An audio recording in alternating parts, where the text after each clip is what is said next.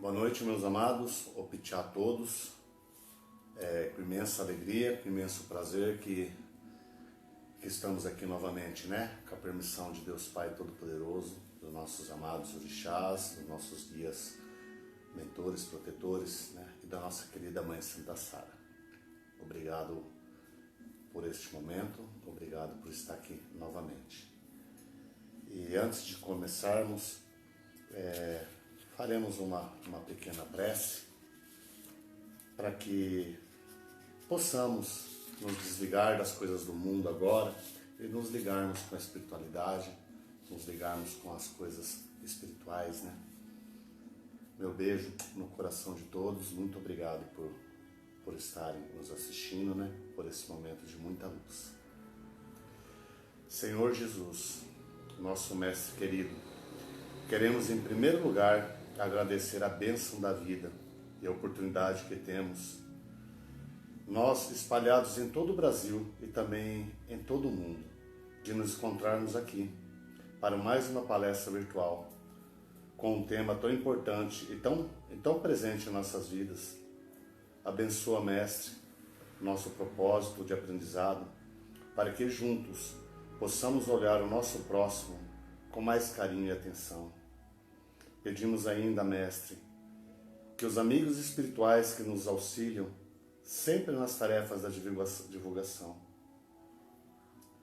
Abençoado, Pai, que os Teus santos anjos, Teus santos espíritos possam nesse momento estar à nossa volta, possa estar afastando todo sentimento contrário de ira, de ódio, de raiva, de tristeza, que possa ter nos acompanhado durante o dia. Que os nossos corações, que nossas mentes possam estar ligadas a Ti, ó Pai, nesse momento.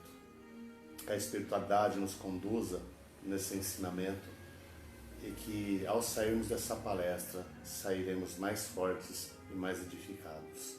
Obrigado, Jesus. Obrigado, amado Mestre. Obrigado, meus amados orixás e guias. Obrigado, Mãe Santa Sara. Opitiá, meus amados, antes de começarmos, vamos à leitura do Evangelho segundo o Espiritismo, uma leitura muito edificante, aconselho a todos, independente de religião que seja, que é um ensinamento muito edificante em nossas vidas, aconselho a todos os lares terem, tá bom, meus queridos? Então vamos prosseguir da onde paramos, a semana passada.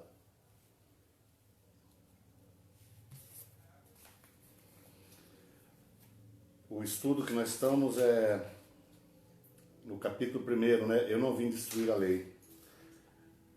Fala sobre o Espiritismo, o Espiritismo, capítulo 7 aqui. Da mesma forma que Cristo disse, eu não vim destruir a lei, mas dar-lhe o cumprimento, o Espiritismo diz igualmente, eu não vim destruir a lei cristã, mas cumpri-la. Ele não ensina nada de contrário ao que o Cristo nos ensinou, mas desenvolve, completa e explica em termos claros para todo mundo o que não foi dito, senão sob a forma alegórica, vem cumprir. Nos tempos preditos em que Cristo anunciou e preparar o cumprimento das coisas futuras, e pois a obra de Cristo que persiste, como igualmente anunciou, a regeneração que se opera e prepara o reino de Deus sobre a terra. Aliança da ciência e da religião. A ciência e a religião são duas alavancas da inteligência humana.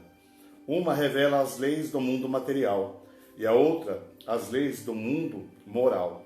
Mas umas e outras têm o mesmo princípio, que é Deus. Não pode se contradizer. Se elas são a negação de uma da outra, uma necessariamente é errada e outra certa. Porque Deus não quer, porque Deus não pode querer destruir a sua própria obra. A incompatibilidade que se acredita haver entre essas duas ordens de ideia prende-se a um defeito de observação e a muito de exclusivismo de uma parte e da outra. Daí um conflito onde nasceram a incredulidade e a intolerância. os tempos são chegados em que os ensinamentos do Cristo devem receber o seu complemento, em que o véu lançado propositosamente sobre algumas partes desse ensinamento deve ser levantado, e que a ciência, deixando de ser exclusivamente materialista, deve inteirar-se do elemento espiritual, em que a religião, cessando de menosprezar as leis orgânicas e imutáveis da matéria. Essas duas forças, apoiando-se uma sobre a outra e andando juntas, se prestarão um mútuo apoio. Então a religião, não recebendo mais o desmentido da ciência, adquirirá uma força inabalável, porque estará de acordo com a razão. Não se lhe poderá opor à irreversível lógica dos fatos. A ciência e a religião não puderam se entender até hoje, porque cada uma explicando as coisas sobre o seu ponto de vista exclusivo. Se repeliam mutuamente.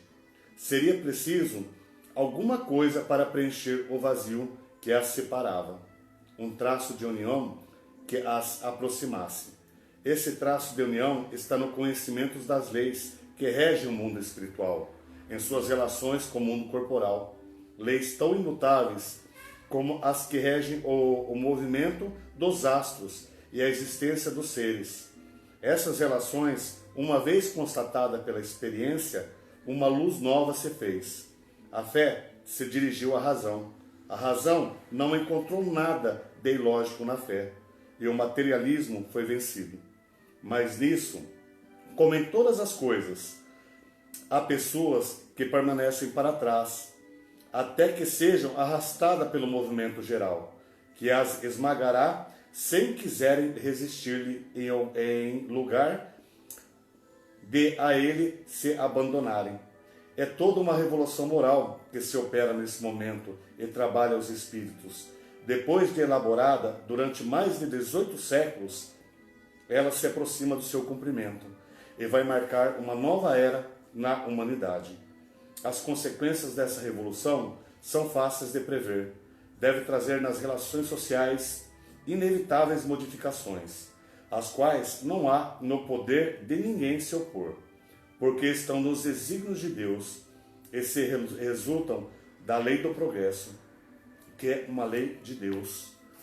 Hoje, o nosso mundo hoje, né, a ciência hoje está tão evoluída que a maioria dos médicos hoje, eles crêem no espiritismo, eles crêem numa força superior. Quantos casos de pessoas, né, que estavam na UTI desenganadas por milagre, vamos dizer assim, retornaram à vida. Quantos casos não vêm de operações que as chances seriam mínimas, né, de darem certo, da pessoa sair com vida e acontecer os milagres? Quantas pessoas estavam se caminhando para a cirurgia e o médico estrala em sua cabeça, pediu para se rever o exame e aquele tumor já não se encontrava mais lá. Então a ciência, né, e a religião estão se encontrando. E na hora que todos os médicos tiverem em seu coração a compaixão e o amor a Deus, vai ser um mundo melhor. Vamos estar vivendo a perfeição dos tempos. E temos fé que logo virá isso em nossas vidas e na vida de todos os seres humanos. Amém? Assim seja. Minutos de Sabedoria é um texto bem pequeno, mas que eu acho muito lindo. De bolso, eu gosto sempre de mostrar aqui. Muito lindo. Tá? De bolso, na hora que você estiver um pouco abatido, cabisbaixo, abre o livrinho que ele vai te ter uma resposta para o seu coração, para a sua vida, tá bom?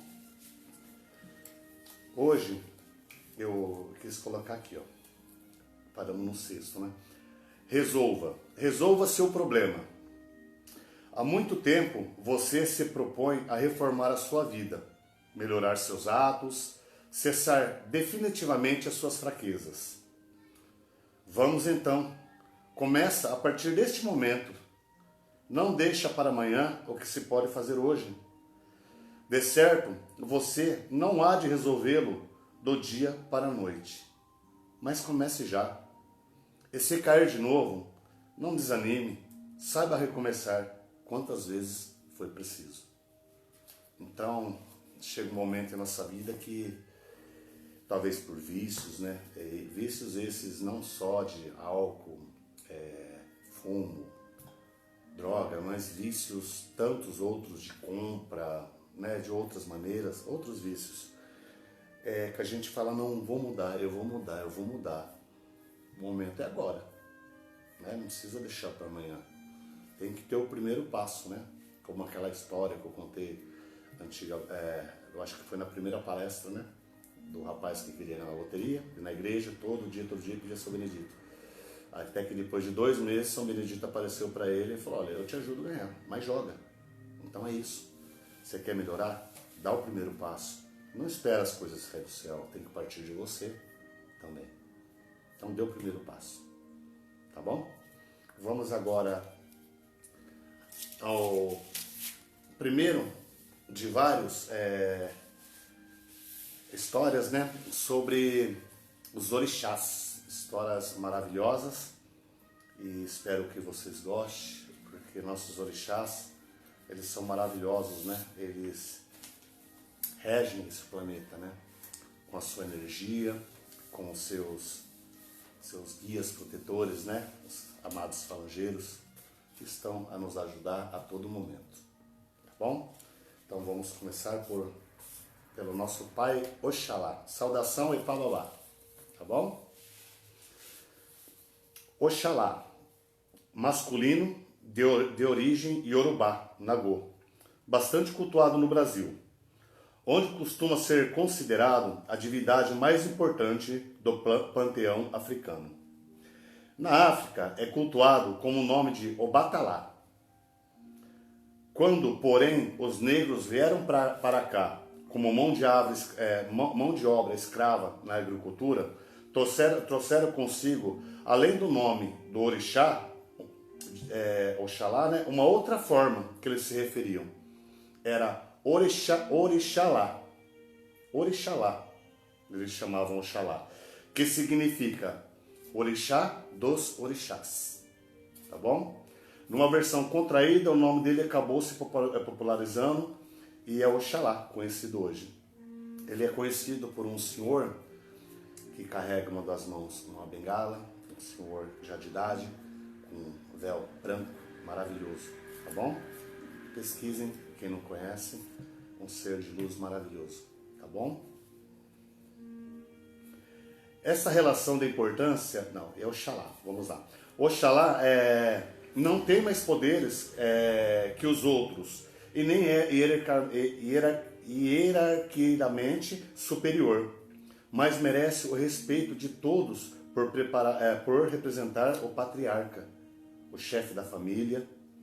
Cada membro da família tem suas funções e o direito de se interrelacionar de igual para igual com todos os outros membros.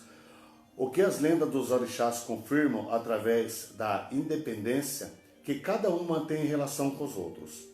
Oxalá, porém, é o que traz consigo a memória de outros tempos, as soluções já encontradas no passado para os casos semelhantes, merecendo, portanto, o respeito de todos numa sociedade que cultuava ativamente seus ancestrais. Ele representa o conhecimento empírico, nesse caso, colocado acima do conhecimento especializado, que qualquer um dos orixás pode representar. Então ele está acima de qualquer orixá, né?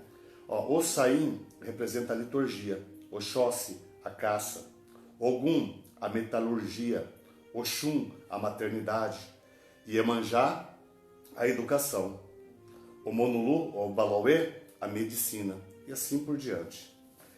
Se por este lado Oxalá merece mais destaque, ou considerá-lo superior aos outros, que não está implícito como poder, mas sim merecimento de respeito a título de Orixalá. Veio da colonização europeia. Os jesuítas tentavam introduzir aos negros nos cultos católicos, passo considerando decisivo para os mentores e ideólogos que tentavam adaptá-los à sociedade onde era obrigado a viver. Então os europeus, né, eles queriam, como dizer assim, forçar aos negros a religião católica, né, para eles, representação dos deuses católicos, né. Vamos lá onde eu parei. Passo considerado decisivo para mentores ideológicos adaptá-los, obrigado a ver. Baseado em códigos completamente estranhos. A representação pura e simples era muito eficiente nesses casos, mas não bastavam, era constante as revoltas. Em alguns casos, perceberam que o sincretismo era a melhor saída e tentaram convencer os negros que seus orixás também tinham espaço na cultura branca, que as entidades eram praticamente as mesmas, apenas com outros nomes. Alguns escravos neles acreditavam, outros se aproveitaram da quase obrigatoriedade da prática dos cultos católicos para, ao realizá-los efetivamente, verdadeiros cultos de Umbanda, apenas mascarados pela religião. Então eles aproveitavam que era obrigado, né, a fazer o culto católico, e como eles permitiam que chamasse por nome, como eu já expliquei, né, São Jorge era representado Ogum, colocava a imagem, então eles adaptaram São Jorge a Ogum. São Jorge, Ogum, Ogum. São Sebastião, Oxóssi. Então eles aproveitaram aquelas imagens e o que era para ser, os brancos que iam deles, que era um culto católico, eles acabavam por fazer um verdadeiro culto de Umbanda. Maravilhoso, né? Vamos lá, continuando.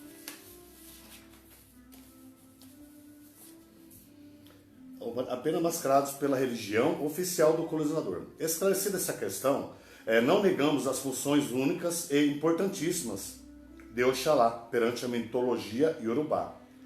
Oxalá é o princípio gerador e potencial, o responsável pela existência de todos os seres do céu e da terra, o que permite a concepção no sentido masculino do termo.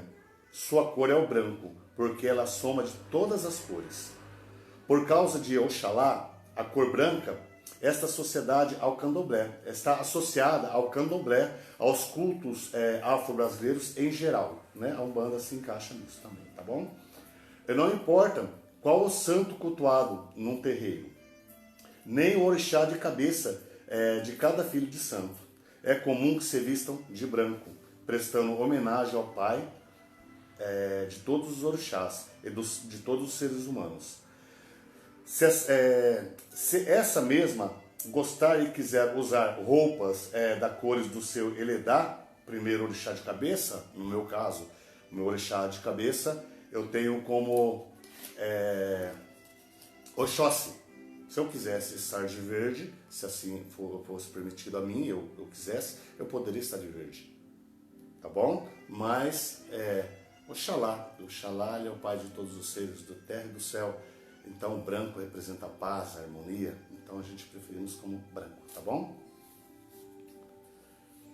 Aí fala, né, o Oxalá de cabeça, não terá problema algum, apenas dependendo da orientação da cúpula espiritual dirigente do terreiro, tá bom?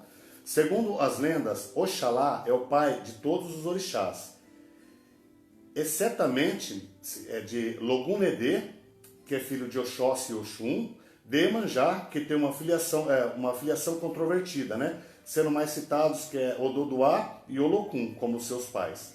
Mas efetivamente Oxalá nunca foi apontado como seu pai. Oxalá nunca foi pai de Iemanjá, tá bom? O seu campo de atuação preferencial é a religiosidade dos seres, aos quais ele envia o tempo todo suas vibrações estimuladoras da fé individual e suas irradiações geradoras de sentimentos de religiosidade, tá bom? Fé, eis o que melhor define o orixá Oxalá. Sim, amamos irmãos da fé em Oxalá. O nosso amado pai da Umbanda é o orixá. Salve, meu pai. Irradiador da fé em nível planetário e multidimensional. Oxalá é sinônimo de fé. Ele é o trono da fé, que, assentado-se na coroa divina, irradia a fé a todos os sentidos e a todos os seres. Orixá associado à criação do mundo e da espécie humana. No candomblé, apresenta-se de duas maneiras. Moço, chamado de Oxaguian, e velho, chamado de Oxalufã. O símbolo do primeiro é uma idá, uma espada, né? De Oxagaian. E do segundo é uma espécie de cajado em metal, chamado de Apachorô. A cor de Oxaguian é branco, levemente mesclado de azul. E de Oxalufã é somente branco. O dia consagrado para ambos é sexta-feira. Oxalá é considerado e cultuado como o maior e mais respeitado de todos os orixás de panteão africano.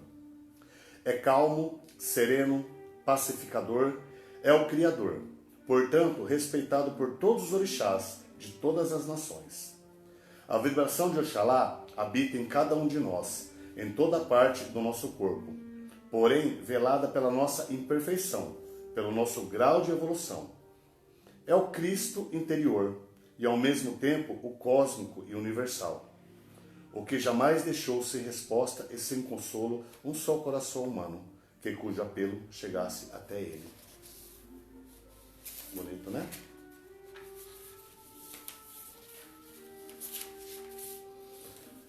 Agora temos umas lendas aqui, né? Eu não vou estender muito não, só vou para a lenda da criação, tá bom? Oxalá, o grande orixá, o rei do pano branco, foi o primeiro a ser criado por Olorum, o Deus Supremo. Tinha um caráter bastante obstinado e independente. Oxalá foi encarregado por Olorum de criar o mundo com o poder de sugerir Abá e de realizar a Sé. Para cumprir sua missão, antes da partida, Olorum entregou um saco da criação para ele, né?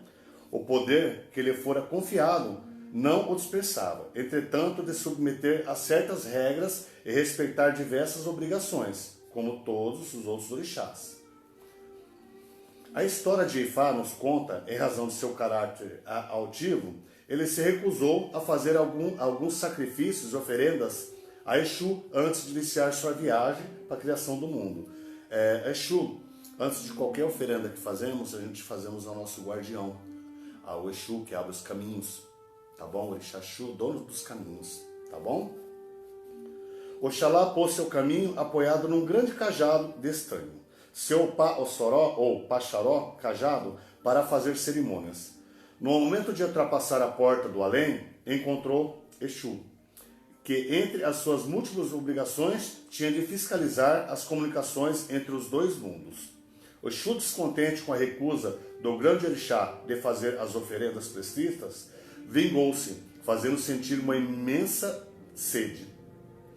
Oxalá, para matar sua sede, não teve outro recurso, senão defurar o seu pacharó, a casca do tronco de um dendezeiro, e um líquido refrescante dele escorreu. Era vinho de palma. Ele bebeu o ávida e abundantemente, quer dizer, bebeu bastante daquele vinho para saciar a sede que Exu colocou nele por não ter feito oferenda, né? Ele ficou bêbado. Ele não sabia mais onde estava e caiu adormecido. Veio então o Doduyá, criado por Olorum depois de Oxalá, e o maior rival deste. Vendo o grande orixá adormecido, roubou-lhe o saco da criação. Dirigiu-se à presença de Olorum para mostrar o seu achado e lhe contar em que estado se encontrava Oxalá.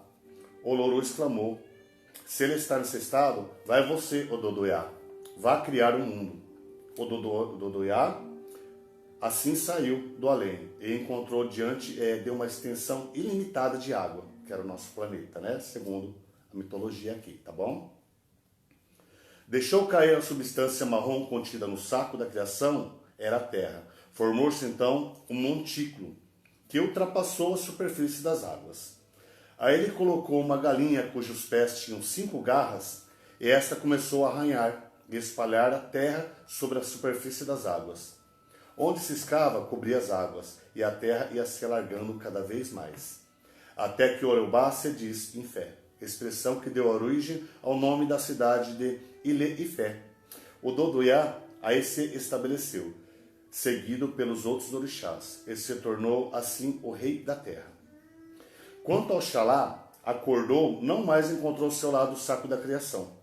Despeitado, voltou ao Olorum, o Deus, Criador, e este, como castigo pela sua embriaguez, proibiu o grande orixá, assim como os outros de sua família de orixás, Funfun, que seria os orixás brancos, beber vinho de palma, e mesmo usar azeite de dendê.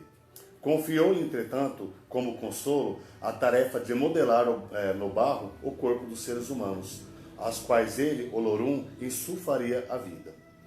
Por esta razão, Oxalá também é chamado de Alamorerê, o proprietário da boa argila. Pôs-se a modelar o corpo dos homens, mas não levava muito a sério a proibição de beber vinho de palma.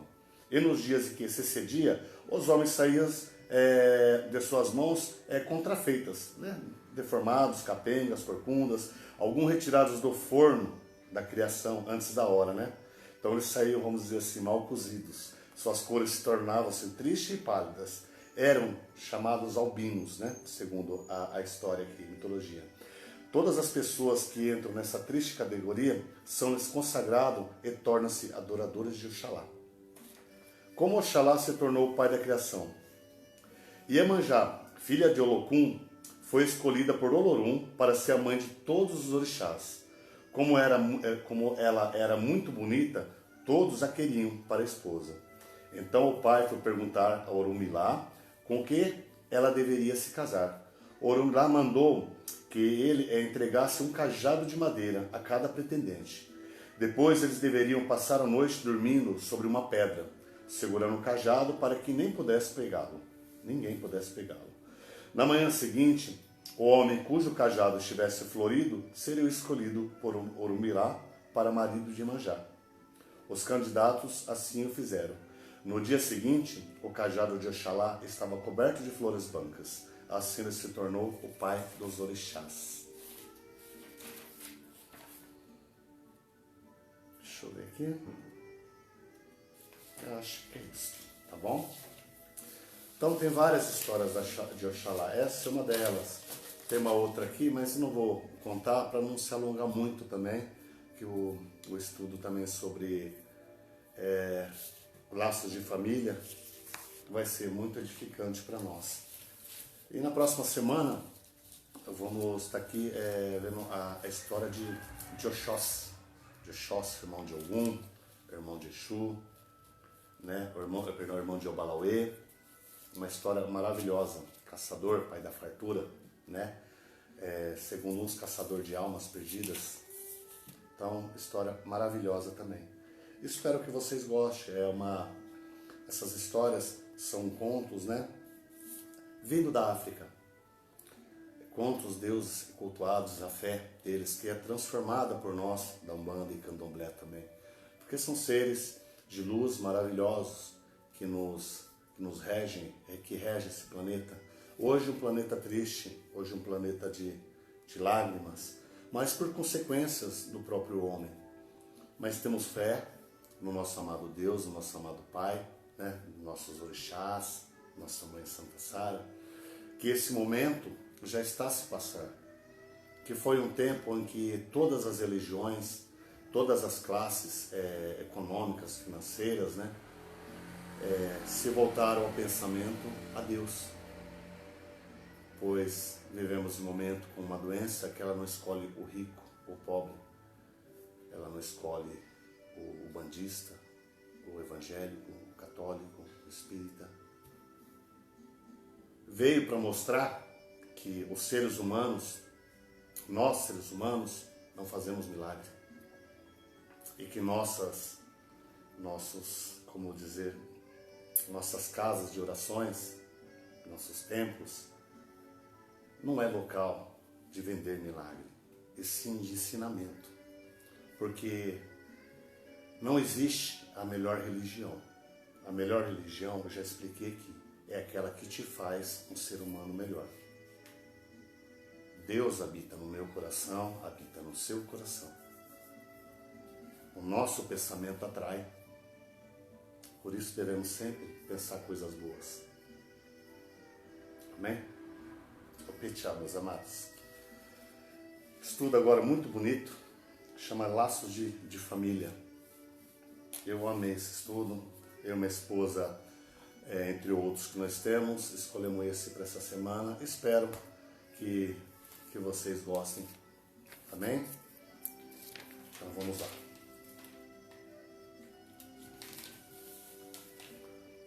É ponto pacífico em todas as religiões que a família é uma das mais importantes associações existentes na Terra, se não a mais importante.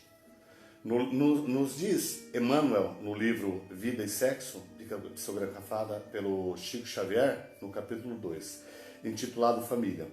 Temos no intuito doméstico uma organização de origem divina, e cujo seio encontramos instrumentos necessários ao nosso próprio aprimoramento, para edificar para a edificação do mundo melhor. Com a doutrina espírita, com a doutrina da Umbanda e de outras religiões afro-africanas, né? A gente vimos que nos traz em seus pilares a lógica absoluta da reencarnação, que cremos na reencarnação. O conceito da família se expande, pois vai muito além dos laços consanguíneos. O entendimento das dificuldades existentes dentro do lar ganha uma explicação clara e lúcida, passando a entender por que nós nos afinizamos mais com um do que com o outro. Compreendemos por que um amigo muitas vezes é aquele irmão que tanto gostamos de ter. A gente vê aquele amigo que a gente tem, é raro, mas existe. Eu falo, nossa, esse cara parece meu irmão, me entende mais que minha família. É mais ou menos isso, né, do que o outro. Compreendemos porque um amigo muitas vezes é aquele irmão que tanto gosta de ter, né, e temos. Percebemos as tramas dos enganos entre familiares que se engafinham pelos bens materiais. Quantas famílias não brigam por causa de herança? O porquê das tragédias familiares, traições, crimes, abandonos, rejeições, tantos abortos, tantas decepções. Embora o retrato das nossas famílias se revele muitas vezes desanimador e assustador, é com a espiritualidade, né, que vamos entender que cada um está fazendo o melhor que pode, que os erros de hoje serão corrigidos amanhã. Errar é uma forma de aprendizado dentro da lei de Deus, se assim compreendemos, e nós compreendemos. Fica mais fácil perdoar, sermos perdoados e nos perdoamos, facilitando assim a convivência na família. Temos na reencarnação, então, uma grande diferença do espiritismo, do espiritual, para que a maioria das religiões, para a maioria das religiões, a diferença nossa, né, de saber que estamos nessa vida e que retornaremos ao plano celestial e retornaremos novamente até nós tivermos nosso grau evolutivo, né? Estamos próximo da perfeição divina, né?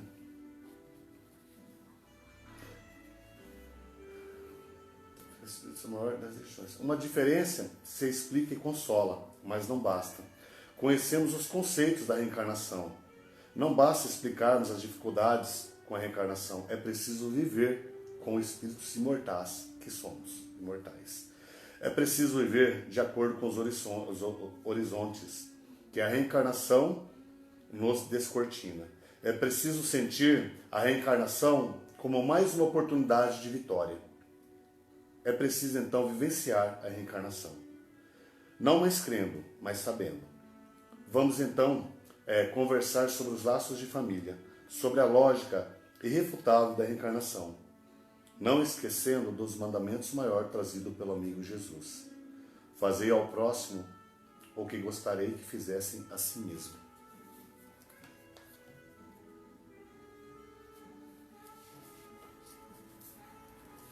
Então é isso que a gente temos que fazer, né?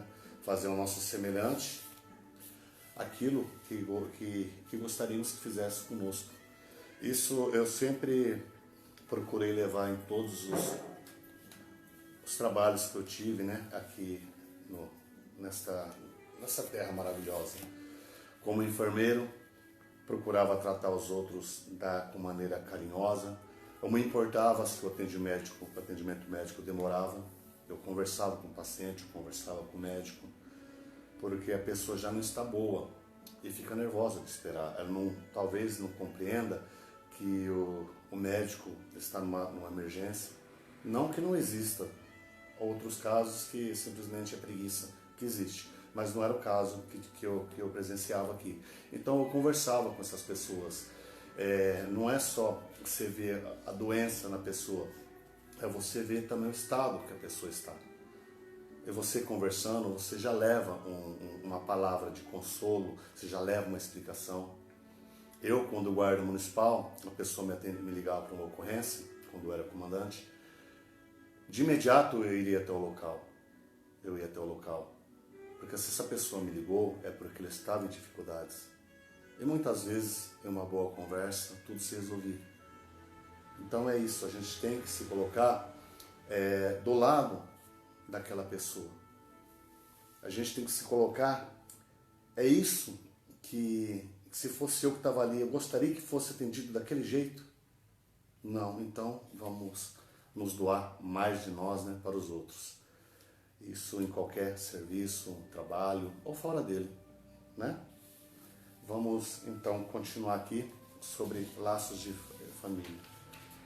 Uma pequena, rapidinho, uma história.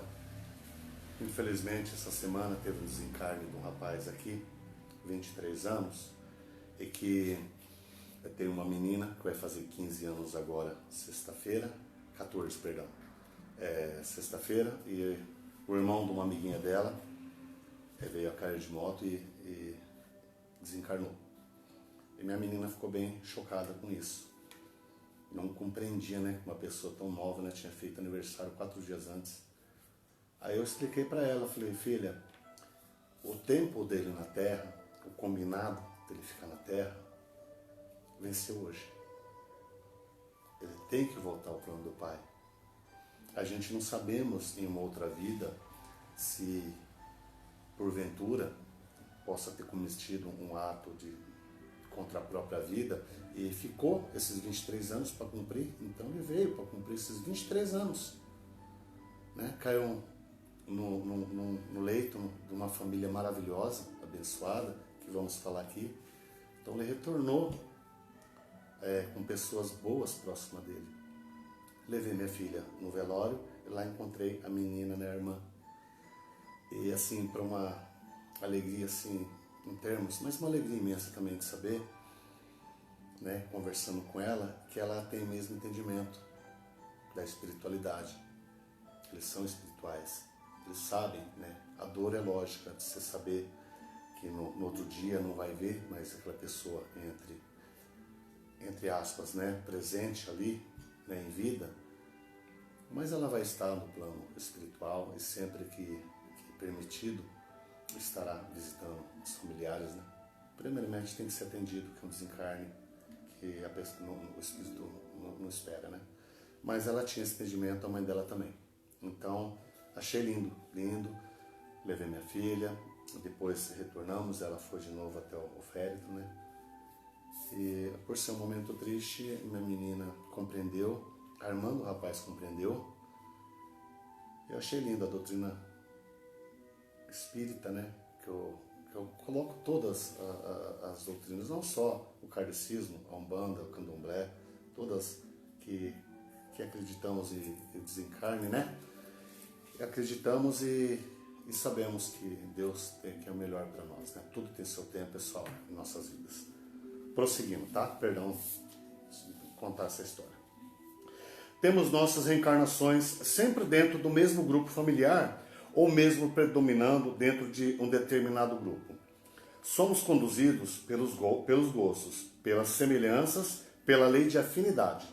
Logo, esses fatores são predominantes na escolha de uma família, o que significa dizer que realmente ficamos próximos dentro de um mesmo grupo, ressaltando que a escolha da família se dará de acordo com as nossas maiores necessidades, como espíritos imortais que somos, tá bom? Sim, geralmente a gente vem na mesma família, mas se o nosso grau de evolução precisa que a gente venha numa outra família, para que uma família mais edificada, com mais luz, a gente vai vir dentro dessa família para aprendermos mais, vamos dizer assim, vai ser um aprendizado mais constante, né? Vamos dizer mais desse jeito, tá bom? O que é o parentesco material e o que é o parentesco espiritual, segundo o Espiritismo, né? O parentesco material é a união na família de acordo com os laços consanguíneos. E o parentesco espiritual é a nossa verdadeira família, pela união dos gostos, dos sentimentos, das afinidades.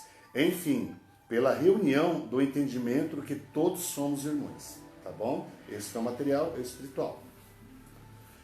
Pode acontecer de uma determinada criatura encarnar, na maioria das vezes, dentro de um grupo familiar que seja ao mesmo tempo carnal e espiritual, grupo de seus verdadeiros familiares, pelas parecenças morais e de sentimentos.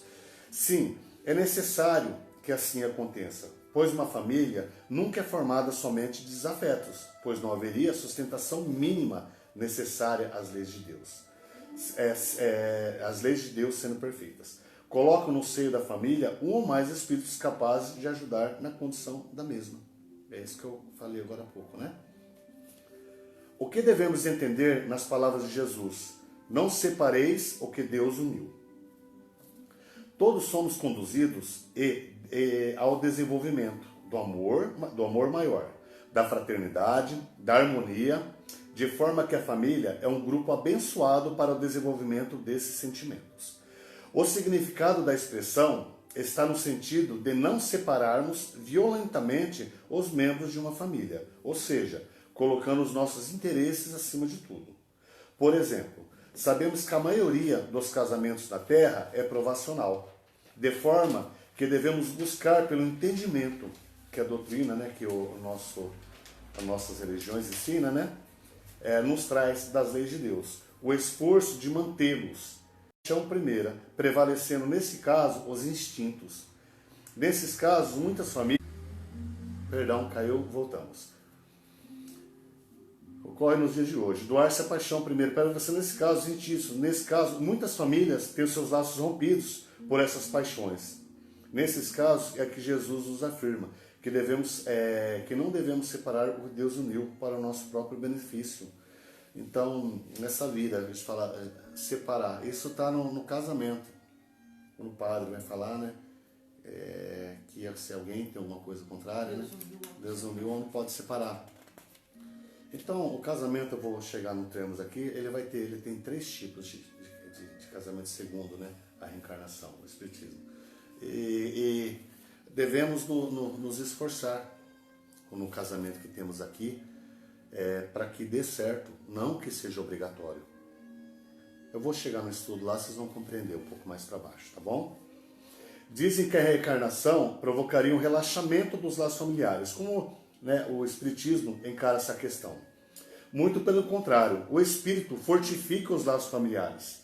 Exatamente por nos demonstrar que as ligações afetivas são construídas passo a passo no pretérito, sendo assim cada vez mais desenvolvidas, à medida que compreendemos os ensinamentos do Mestre Jesus. Então é com o tempo, a cada encarnação, que aprendemos.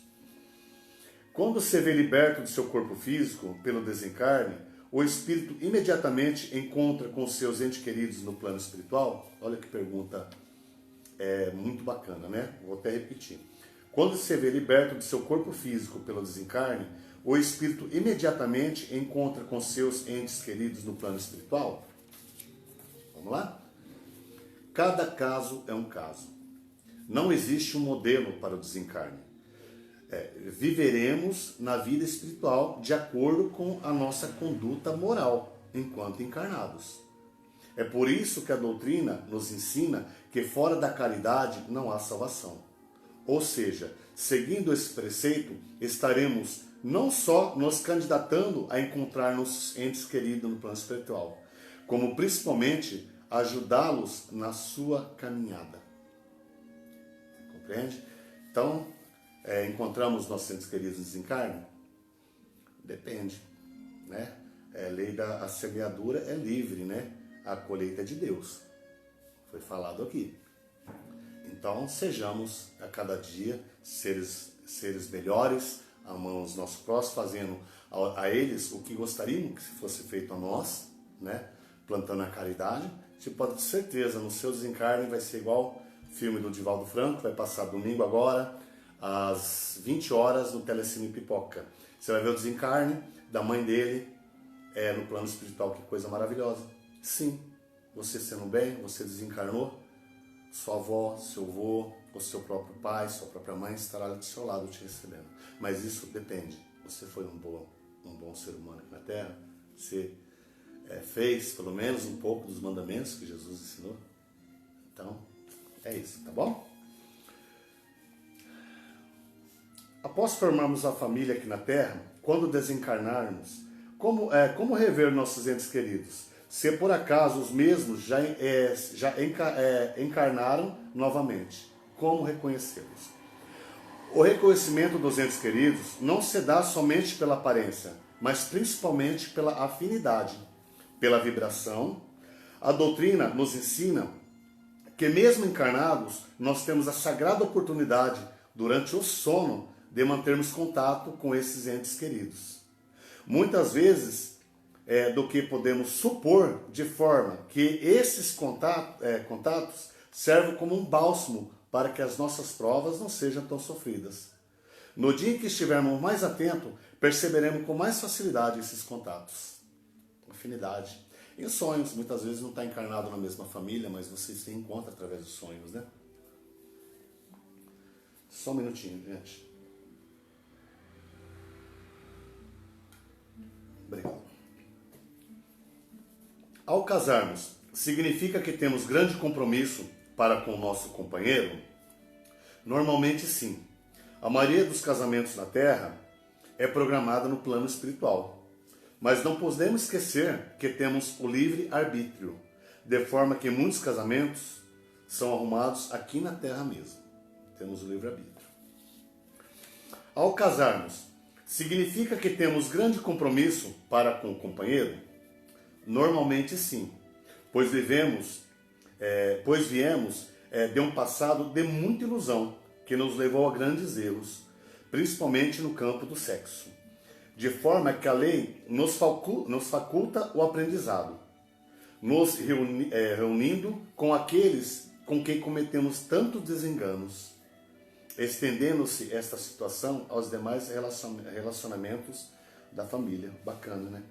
Então a gente tem essa oportunidade, né, de erros cometidos nessa vida, podemos recuperar, né? Podemos consertar erros dos passados, né? É muito bacana. Podemos, por algum motivo, reencarnar numa família sem laço de encarnações anteriores e nos mantermos distantes da família da encarnação passada? Ao reencarnarmos, obrigatoriamente, já nos relacionamos no passado com todos os membros dessa nova família? Certamente podemos reencarnar numa família sem laços de reencarnações anteriores. É o que comumente se chama-se de ovelha negra para os familiares. É a famosa ovelha negra, né? É uma oportunidade de crescimento para a suposta ovelha negra, né? Que não existe ovelha negra. Para a suposta ovelha negra. É uma abençoada misericórdia de Deus, que dá a este o amor daqueles que já caminharam um pouquinho mais, como eu disse lá na frente. Normalmente o relacionamento na família vem do passado, mas não é uma regra absoluta, pois há que se observar, acima de tudo, a necessidade do espírito e da própria família. Então é uma bênção se você reencarnar numa outra família, é uma oportunidade de você evoluir mais, tá bom? É uma bênção. Depois você retorna com suas famílias, assim por diante. Deus é maravilhoso. Há uma passagem no Evangelho em que Jesus diz: quem é minha mãe? Quem são meus irmãos? Esse referindo aos seus discípulos: eis a minha mãe e meus irmãos, porque são todos aqueles que fazem a vontade do Pai, que estás no céu. Estaria Jesus renegando a própria família? Ou quis mostrar o Cristo? O que quis mostrar o Cristo com essa afirmação? A afirmação, a princípio, realmente nos parece contraditória, mas numa análise assim mais profunda, percebemos que Cristo nos fala exatamente da parentela espiritual. Pois, em última instância, sendo todos nós irmãos em Deus, Não tem sentido exclusividade do relacionamento fraterno somente dentro de uma mesma família. Cabendo ainda lembrar que Jesus nos faz refletir nessa passagem da necessidade de ampliarmos os nossos sentimentos para com todos os irmãos. Tá bom?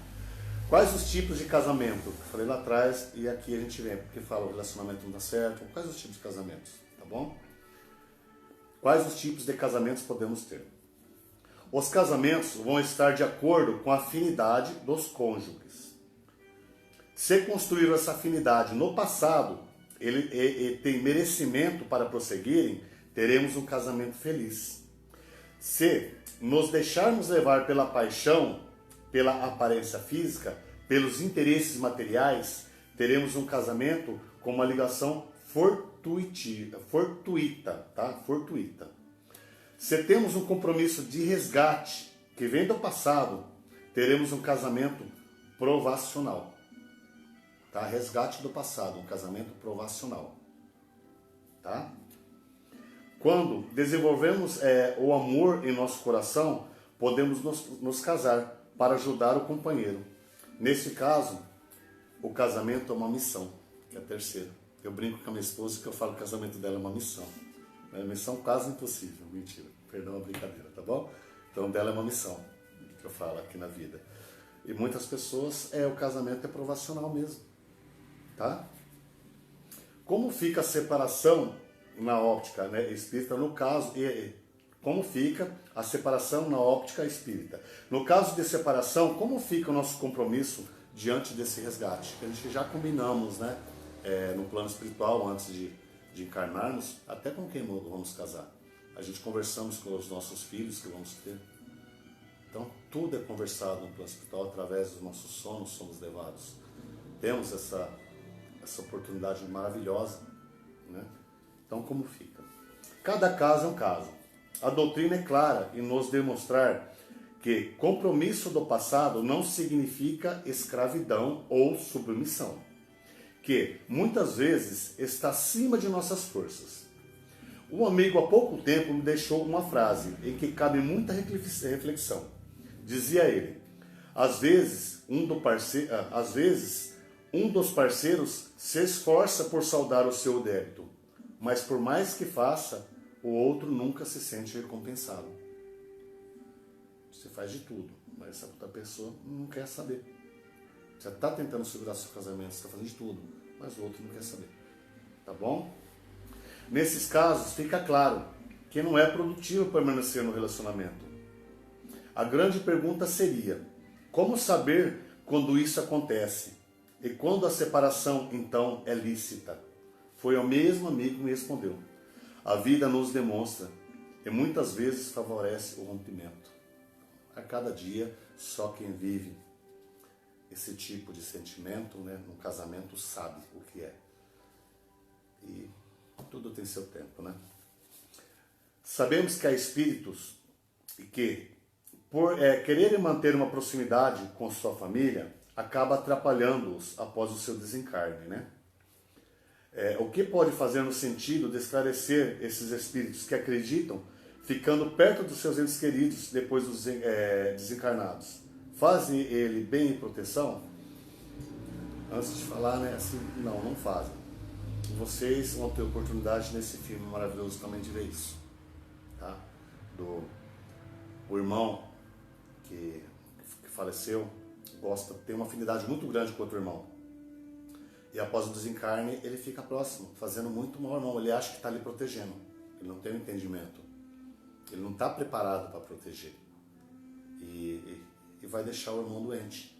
Muitas vezes o irmão vai tomar atitudes que não era do jeito normal dele de tomar. Então, é isso, tá? Demonstrar a esses espíritos que a melhor maneira de ajudar os familiares é primeiramente ajudando-se a si mesmo, ou seja, buscando o seu equilíbrio, estudando, compreendendo as leis de Deus, para dessa forma, em vez de desequilibrar, realmente ajudar. Foi o que eu disse agora. Então, eles não fazem bem. A maioria, né, dos seres humanos, após o desencarne, somos levados aos hospitais, onde recebemos, dependendo do nosso desencarne, qual motivo, né, um tratamento. E muitos que desencarnam não aceitam a morte, né, sim por eles dito, e acaba por prejudicar aqueles que estão próximos. Então, primeira coisa, deve buscar o socorro, deve sim estudar bastante, para depois, como temos os espíritos maravilhosos, né, os caboclos, os pretos velhos, os ciganos, os médicos, né, as freiras, são espíritos iluminados, maravilhosos, que estudaram muito, evoluíram muito, reencarnaram muito para hoje ser esses irmãos de luz, que estão à nossa volta, nos protegendo, nos ajudando. E tenho fé que após várias encarnações, nós também estaremos iguais a esses irmãos, pelo menos, né, ajudando aos que aqui ficarem, que é uma missão linda, maravilhosa, que podemos fazer na Terra, mas no plano espiritual também. Tá bom? Por que temos que esquecer o contato no sono com nossos entes queridos? Isso acontece quando essas lembranças possam atrapalhar o curso de nossas vidas diárias, pois o amor que muitas vezes nutrimos ainda está muito mais no campo do apego. Tá bom? Deixa eu ver como está o relógio aqui. Já vou terminar já, tá bom? Como podemos identificar se o casamento é arrumado aqui na Terra ou não? Normalmente não percebemos, pois se soubéssemos, provavelmente não casaríamos, né? Então, se a gente sabia que foi arrumado ou não, a gente não casaria. Então, vamos lá. Estou no finalzinho, tá, gente? Por que tanta briga de irmãos em uma família? Como pode se explicar que dois irmãos numa mesma casa sejam como estranhos e não consigam se relacionar? Eu não refiro só a briga, né? Mas completamente dos estranhos, né? Porque não estão ligados pelos reais laços de afetividade. São espíritos que se reúnem para transformar desenganados que normalmente têm raiz no passado. Com a reencarnação é possível o entendimento dessas questões. Geralmente são rivais, né? Rivais em outras vidas, vêm como irmão nessa para tentar se unirem ali, conversarem pelo menos e esquecer os erros passados. Vou adiantar aqui para o final, porque o tempo já está excedido. Tá? Como lidar com um filho que odeia os pais e faz tudo para separá-lo? Muita oração. Tá? Muita oração, muito carinho. Independente de religião, mostrar os ensinamentos de Deus para ele, tá? Para que ele tenha sempre no seu coração nosso Deus como um pai maravilhoso. Um pai que perdoa, um pai que ensina, um pai que acolhe. E não como um pai vingativo. Tá? Como era anteriormente, ou algumas outras aí gostam de dizer, mas como um pai amoroso, que perdoa, tá? Que ama os seus filhos, tá? E ama ele também do mesmo modo que os pais. Isso ele vai conseguir. E sim, no caso, um apoio psicológico sempre é bom também, tá? A última pergunta.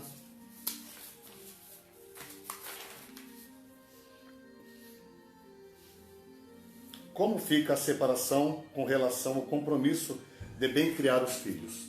A separação provoca sempre um transtorno na vida de uma criança. Nesses casos, o pai e a mãe deverão se desdobrar mais ainda nos cuidados, na atenção ao filho. O mínimo desejável é que o casal separado possa manter uma cordialidade, tá? Evitando discussões diante dos filhos, minorando assim o sofrimento dos filhos, pois não podemos esquecer que nossos filhos crescerão e, se bem conduzidos, terão melhores condições de entender a separação. Isso eu sempre falei com o meu filho, sempre orientei as pessoas que jamais devemos criticar um parceiro que não deu certo, que a própria vida vai mostrar à criança quem foi o certo e o errado. Isso se houve certo ou errado, que eu creio que sempre os dois erram. Não vamos crucificar nem A nem B, tá bom? Então, oração final. A gente vai agradecer, né, por mais uma noite, né, que podemos estar reunidos em nome de Jesus, né, recebendo ensinamentos tão preciosos e que calaram, que no fundo de nossos corações, que essas palavras tão inspiradas possam nos guiar, né, e nos mostrar a beleza do amor aos que estão aos nossos cuidados, que possamos sempre receber os ensinamentos, né, de Jesus em nossas vidas. E eu rogo, nesse momento, ao nosso querido Pai Celestial, ao nosso Mestre Jesus, rogo a todos os orixás, rogo a nossos mentores, nossos guias espirituais, rogo a nossa querida Mãe Santa Sara, rogo a nossa Mãe Aparecida, rogo a nossa Mãe Fátima, rogo a todos os santos e santas.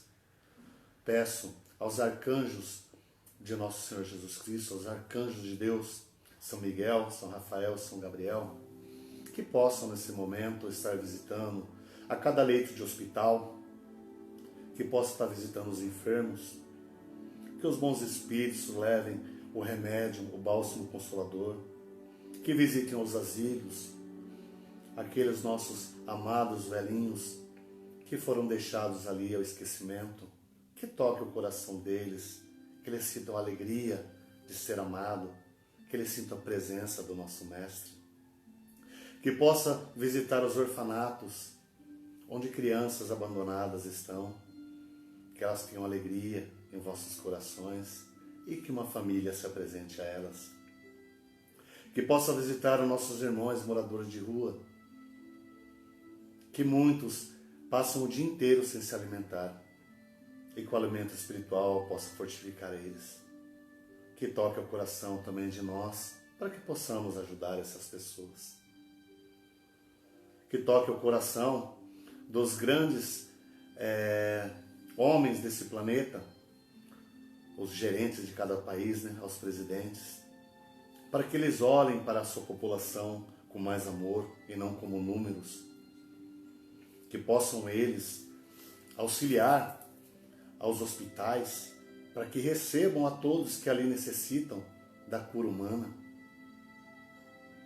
Pedimos, ó Pai, por todos os seres humanos, que a vossa misericórdia, o vosso amor, toque a todos os corações, que sejamos transmutados em felicidade e amor, que a caridade esteja presente no nosso dia a dia, que auxiliemos a todos que necessitam, mesmo se for com bom dia. Pai de infinita bondade e justiça, vos rogo que os seus santos espíritos visitem a todos os lares nesse momento, que leve a paz, que leve a harmonia, que leve a compaixão. Restabeleça, ó Pai, a saúde de todos os amados irmãos,